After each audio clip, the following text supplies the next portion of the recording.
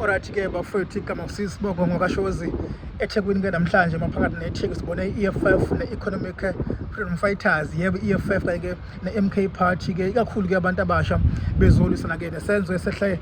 lapha ke ezinganeni ke ezimbili zingamawele aphelele no-Aphile siyazi ukuthi u-Aphelele ke udlule ke endaweni yesigameko kanti ke lapha ke u-Aphile siyazi ukuthi ke kumanje sesiphethe kulela ke impilo yakhe namhlanje sibone ke lapha amaqembu wonke ne-ANC nawo ke ikhona ke i-march and march hola ke Jacinta Ngobese wakaZuma bebekhona ke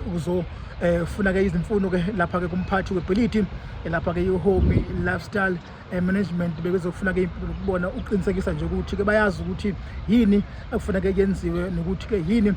lapha ke ekufuna ke umphathi lapha ke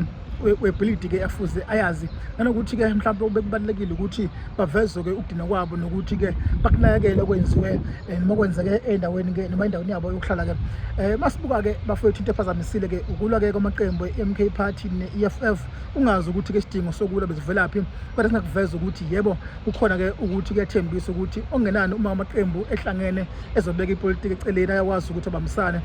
lapha ke abe nesobululo ke sihle sibone namhlanje babambisana phakathi kwe-EFF ne-MK Party eceke ukuthi ke kuningi ukuseza okuhle kakhulu ke uma kuzolisana ke lapha nokulwa kwezinto ke engahambi kahle ke eThekwini mhla ka7 bazohlangana ke la eThekwini futhi again beyomasha ke lapha ke point nala khona beyophikisana ke nokulwa noma ke lophikisana bophikisana ke lapha nokuthi kube khona ke abokufika abalapha eNingizimu Afrika ngokungekho entethweni behola ke i-march and march kodwa ke ngavuza namhlanje ukuthi ke kuboke konke kuhamba kahle amaqembu kumanje abheke lapha ke station ke samaphoyisa eThekwini kuyobika lezi gameko zobugebengu kanti ke singakuveza ukuthi uyamukelile ke umphathi ke